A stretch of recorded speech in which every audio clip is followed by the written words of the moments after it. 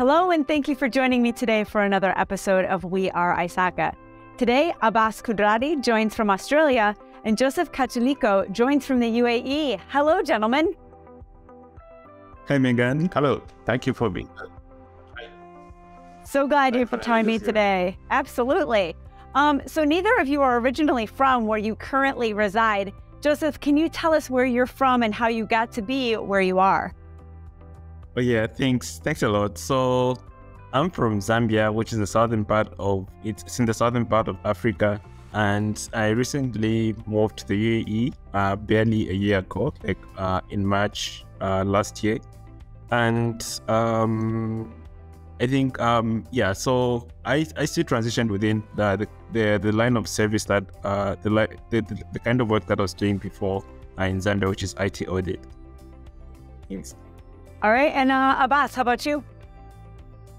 How'd you end up in Australia? I lived in India. I lived in India. I lived in Middle East for 14 years, but around 10 years back, I decided to migrate here to this beautiful country, Australia, and specifically Melbourne City. So yeah, it's been here for close to 10 years. This is my new home now. I live here as a citizen of Australia.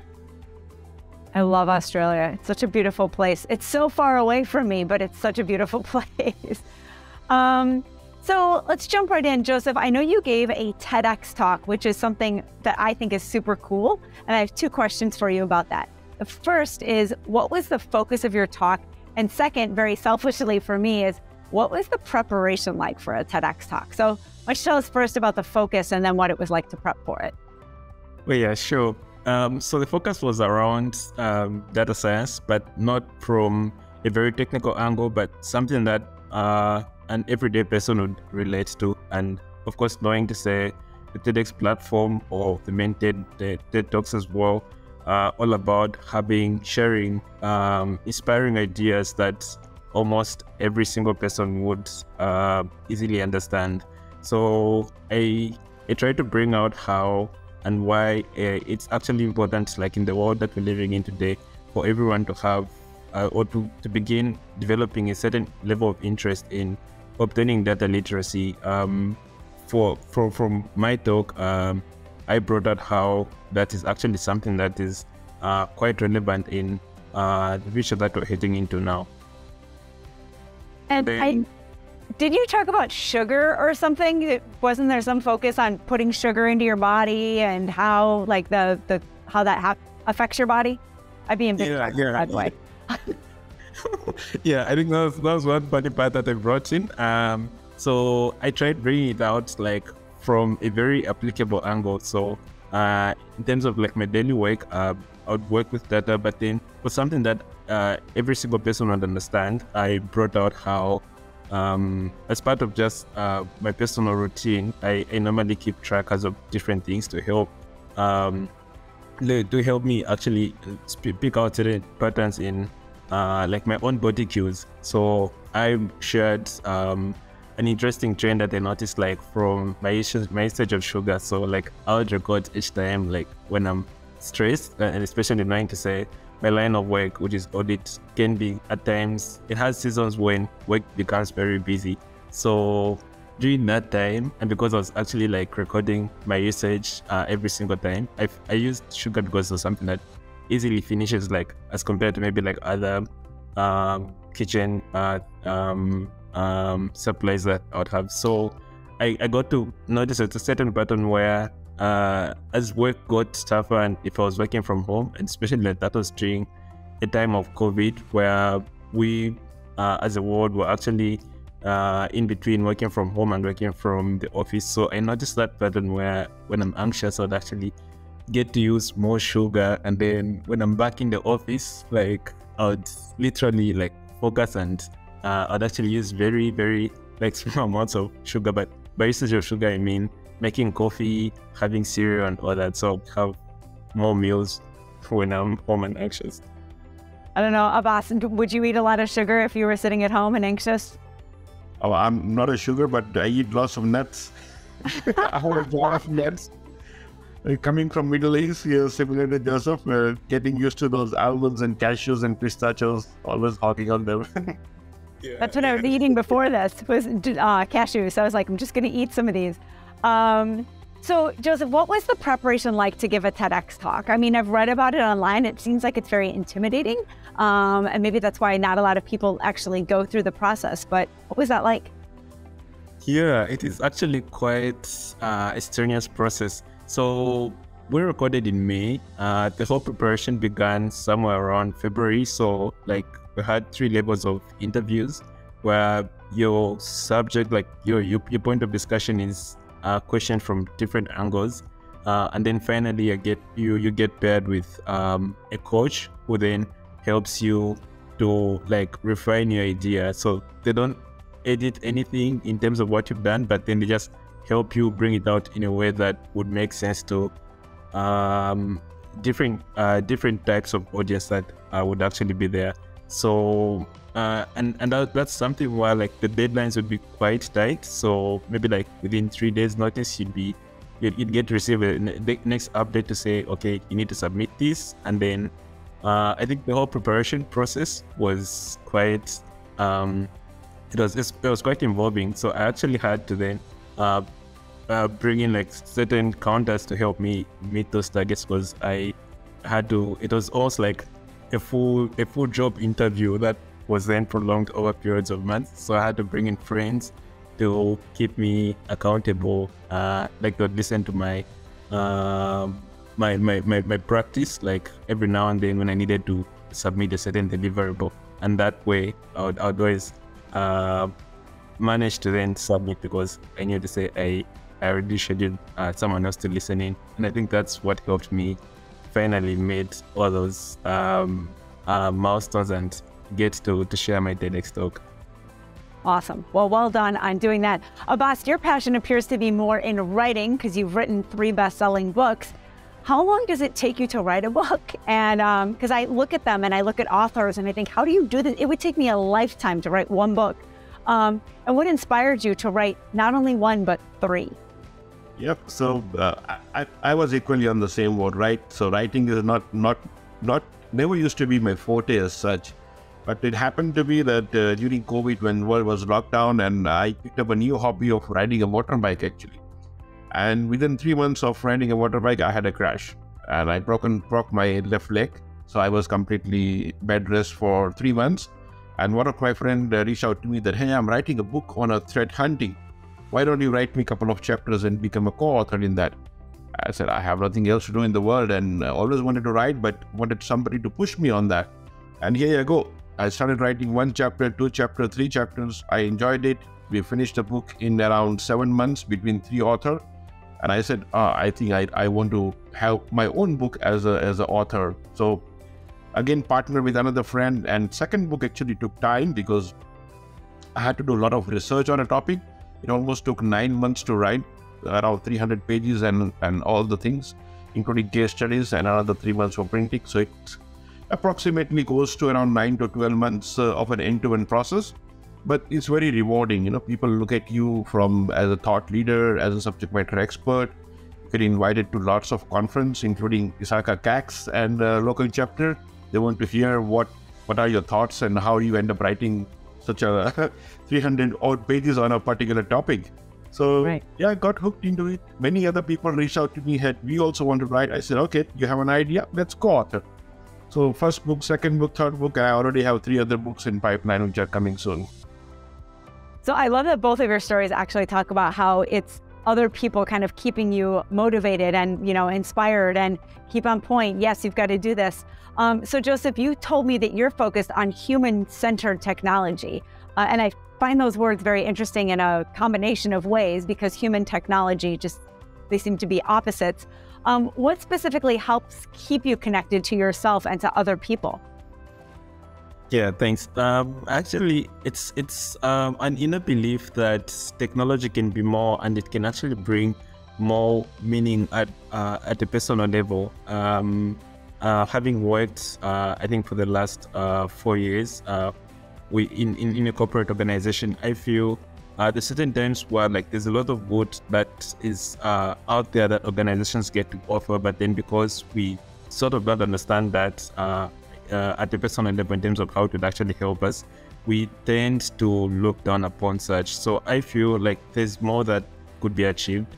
And from that end, then I began then trying to find ways of actually bringing people to realize, say, like, technology is actually there to save us. Like, it's not the other way around. It's not there to make life difficult for us. So when I did the course in human technology, that was last year, and before I'd done a certification in human-centered design, what I got to realize was currently we sort of tend to lean towards exploiting people's personal, like in weaknesses, rather to say. So you'd find to say, okay, maybe like I love eating chocolate, so I'll get to see more adverts around that, but get to see very few adverts that talk about encouraging you to work out. So like there's a lot of growth there that is could actually help us use technology from that end of improving human lives and enforcing the right habits. Yeah, I don't know if either of you struggle with this, but I fall victim to many Instagram advertisements because they know me so well. It's terrifying. But I'll be like, I need this, and I'll order it, and I need this, and I'll order it. But I'm starting to feel a little bit like I am addicted to my phone. And it's been a lot of self-reflection of like, what do I need to do? Do I need to keep this in my bedroom all day so that I don't go look at it? Because I'm going to look up something real quick. And then 20 minutes later, I'm standing there leaning against the door in my house like, what am I doing? What am I doing? So I think there's a fine line between that human-centered technology and having it benefit us as opposed to just sucking us in and losing all hope. Do you have any recommendations on how I could get not addicted to my phone or to chocolate for that matter? Yeah, so actually what I actually did for myself was, because like after I moved here, shops were very close to me as compared to back in Zambia. So what I did was I just created a simple form. I used Google. So I created a Google form where I was able to then I would record each time I went out running, like to work out. And then I would also record each time I went to buy like unnecessary stuff, like from the grocery store, because I was almost beginning to create that habit of whenever I knock off, I'd stop by the shop, maybe buy some candy or just some simple foods, and then carry it with me like back into my apartment. So to then just stop that habit, I just started recording. So I knew to say, like mentally, I knew to say, oh, okay, so like this single bad habit is actually like it's being noted, it's being recorded together with the good stuff. So I automatically began doing less of like the weaker habits, and I began then working more towards like running and that stuff, just simply because I was recording that. Then I then later got to realize like more patterns from that. And yeah, I feel like we were all like, of course, like humans are just like creatures of habits. So it's something as simple as a form, regardless of like which source of the form could be, like could actually help us do that. Even a notepad could be something that could be useful, and then we can then later on go into using more complex solutions. So Abbas, what about you? Do you have anything where you're like, that's a habit I'd like to break? I wonder if there's a way I can use technology to help me break that habit. Yeah, absolutely. So I'm similar to you, Megan. I'm also like very much connected to technology, you know, always having a smartwatch and a phone and all. So I wear a smartwatch and keep phone while I'm working, but once after 5 o'clock, I try to remove my watch and keep it away. Because even if I don't have a phone, this fellow keeps pinging me. There is a message to check. Just keep it away from me, not get distracted. Especially going out with family and all, I don't wear this watch. I have a normal watch, analog, the old-fashioned one. So just not to get distracted on that side. But it all comes to self-discipline, as Joseph was talking about, right? How you can self-discipline yourself, keep away from the distractions, and slowly get rid of these old habits and cultivate new habits. Or we call it a replacement habit, as he said, right? Rather than going for workout, pick up something on the way, pick up something healthy on the way if what you need it, and tick box your fall. I like that idea what Joseph shared. Yeah, Agree. Okay. So Abbas, you're very involved with the ISACA Melbourne chapter, I know, from an academic perspective. What's it like to be involved with ISACA student groups at universities? I mean, obviously they're super into technology, but what is it like to interact with them on a more regular basis in their space?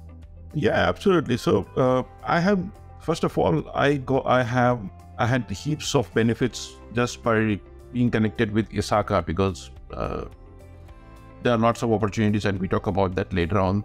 But going to university as a professor, because as you know, I'm a part-time professor as well in La Trobe University and Deakin University. I work there as well as an industry professor. So when I go and speak to those students, they are not aware about that, what opportunities they have. One, for volunteering. Second, for finding a mentor. And third, being for networking, especially into the GRC and security space, because ISACA is everything about security, governance, risk, compliance, and now privacy as well. And when you're studying cybersecurity, you need to know all these areas. And why I like them to be connected, because a lot of international students comes to this country, Australia, for various studies, I think, and they have a dream of, okay, once I finish my study, I want to stay here and find a job and settle in this beautiful country. And the only way they can do is if they know people and if they are connected. So by forming those ISACA students chapter along with other chapter leaders here in Australia, in Melbourne specifically, because I live here, we went to universities and showed them the advantage. One, how professors get access to all the good material and certification training and things like that from ISACA. Second, how students can get benefit by engaging the chapter leaders, by engaging the university industry professionals who can come here as a guest lecturer, and so they can get networking and get connected, and they will find internship and maybe a job later on once they finish on that. And these certification which ISACA have it really complements with what they study within the university. They are studying risk management, so why don't you study CISA and say risk? They're studying governance, risk and compliance. Why can't they do CISA? Because there's a huge opportunity for an IT auditor and GRC professionals in the country and even internationally. So by sharing these benefits and reaping those benefits from ISACA, students group is really was very beneficial for all the students. They get to take a leadership role within the chapter. They get to network. They get to be connected with industry people. They learn from others, people from industry, and many other benefits. I can go on and talk about that. How many universities are you working with in Melbourne? So we have 4, RMIT University, Swinburne University, La Trobe University, and Deakin University. Only in Melbourne. We have right. 4 students chapter, and there are a couple of others in New South Wales and other cities as well. Right. Yeah, I know that we have a big student group presence in Australia. Because you're right, once you get there, it's really hard to want to leave. It really is. It's such a lovely place. So I kind of want to close out our time together talking about, as you mentioned, mentorship and involvement with younger people, finding ways to engage with them in a way that resonates with them. I think, just by looking, I can tell Joseph is pretty young. And so you're both involved in mentoring. And I think it's a word that can seem daunting to people, both potential mentors and mentees. So Joseph, you provided mentorship via the Women in Technology Network, and Abbas, you've been part of ISACA's relatively new mentorship program. So how and why did each of you decide to get involved, and why would you recommend someone be a mentor or a mentee? Why do you think that will make a difference to them? So Joseph, let's start with you about why you decided to get involved. All right, sure, thanks. Yeah, so it was an opportunity that allowed me to still contribute back to Africa remotely, despite moving away from the continent. So I found it quite interesting and actually enticing for myself, especially that before I was actually helping lead an artificial intelligence community back in my country, Zambia. So when the opportunity came up, I saw the main why was also because of the gap that we currently have. Well, I'm not too sure in other parts of the world, but at least for Africa, there's a very huge gap between female technology experts and male technology experts. So to help bridge that gap, I thought I could actually help by being of service to the younger ladies that wanted to also grow their careers within IT. It's excellent. I props to you for doing that. I think it's fantastic, especially since you're doing a lot of it remotely. And I know at this point it's been a lot easier.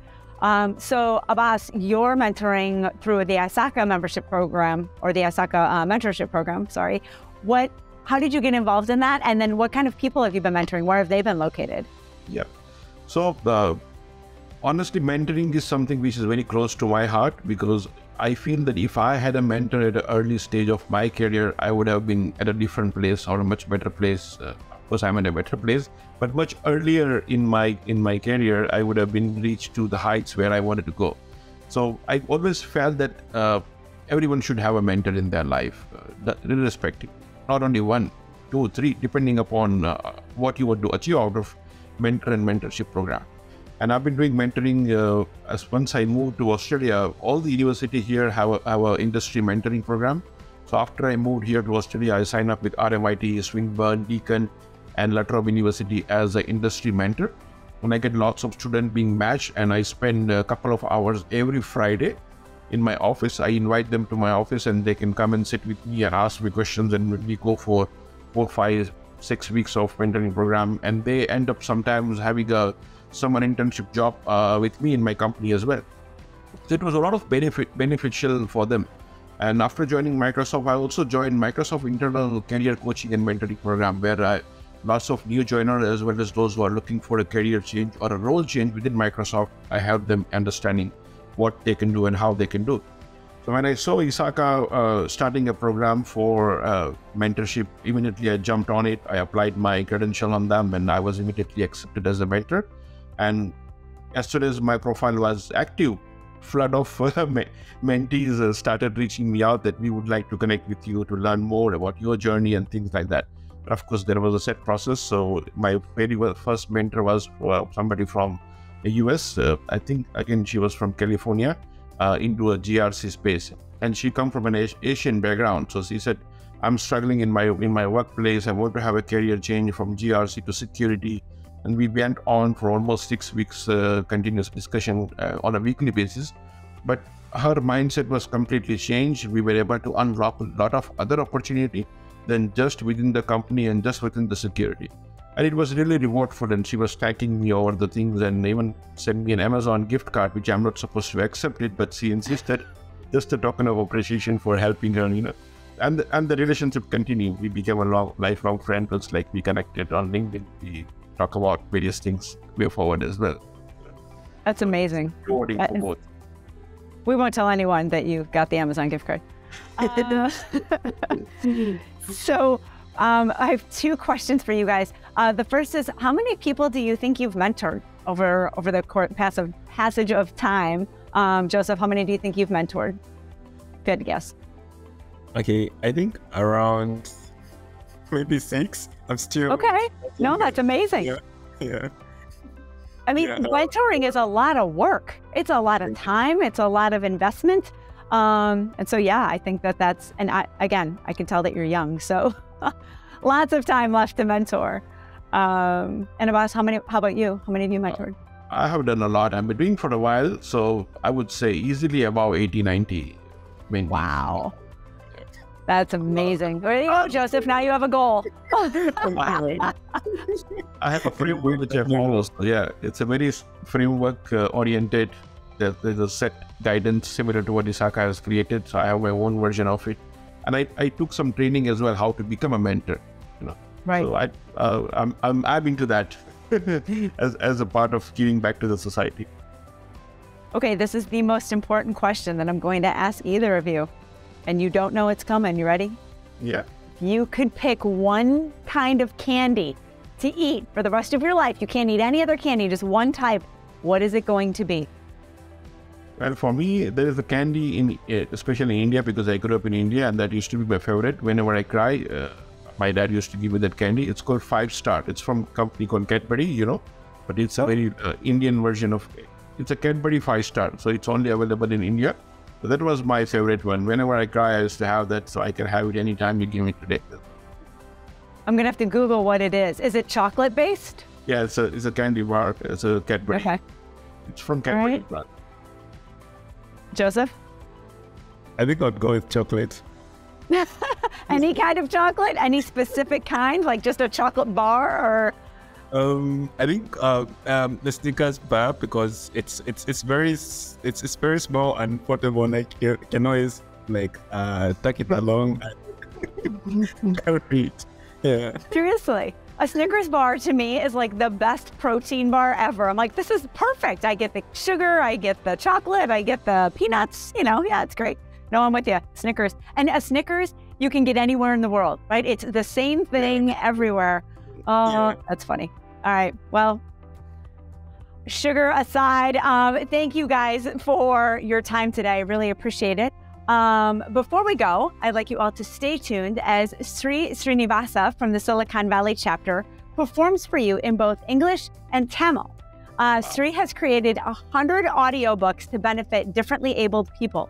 His goal is to digitize and make rich Indian literature available to all. So take it away, Sri. Hi, my name is Sri Srinivasa from ISACA Silicon Valley chapter. I'm a voice actor. Today I'm going to perform 2 voice rendering, one in English and one in my mother tongue, Tamil.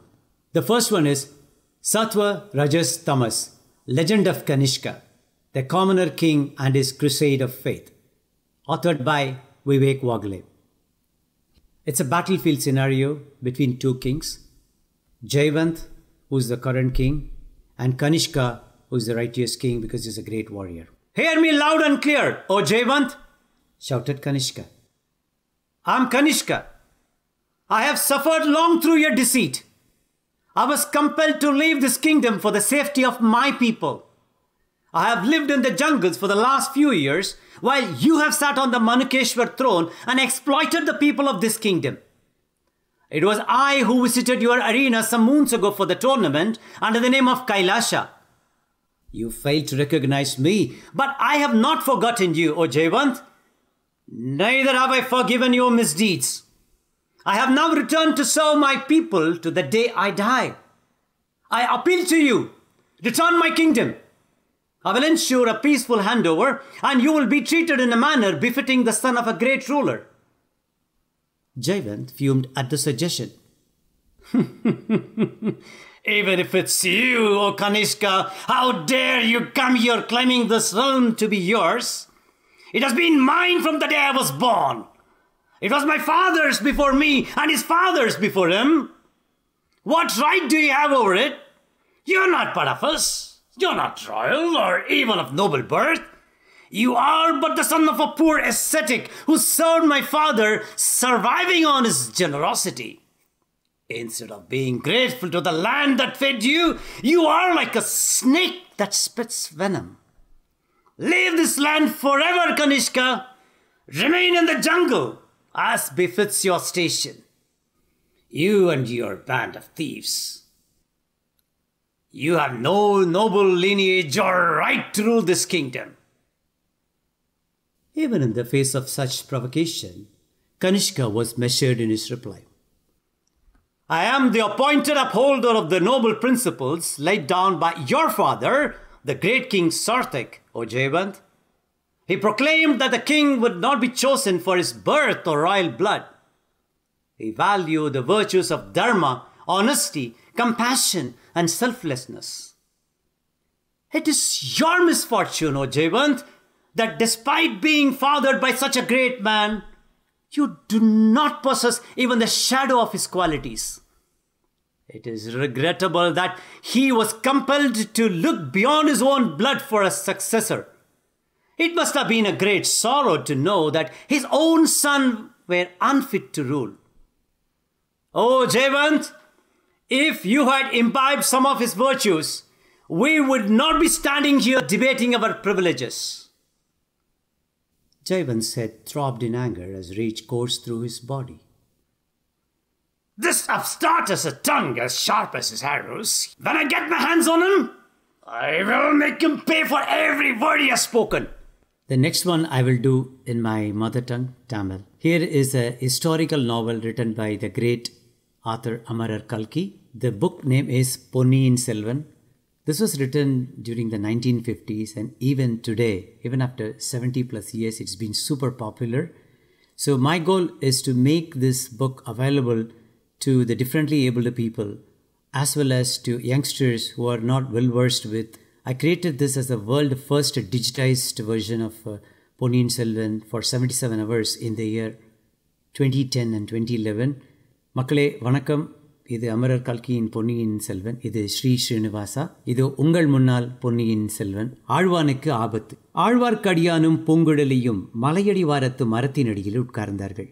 Poonguzhali, குற்றம் செய்தவர்களை தண்டிப்பதற்கு நாம் யார்? அதற்கு கடவுள் இருக்கிறார். வைஷ்ணவரே, அதோ உள்ள பாதகர்களில் ஒருவன் மேல் மாடியிலிருந்து வேலை எறிந்து அன்பே உருவான என் அத்தையை கொன்றான். வாயினால் பேசத் தெரியாதவளும், ஒருவருக்கும் ஒரு தீங்கும் நினையாதவளும், வாழ்க்கையெல்லாம் துர்பாக்கியசாலியாக இருந்தவளுமான ஒரு பேதை பெண்ணை கொன்றான்.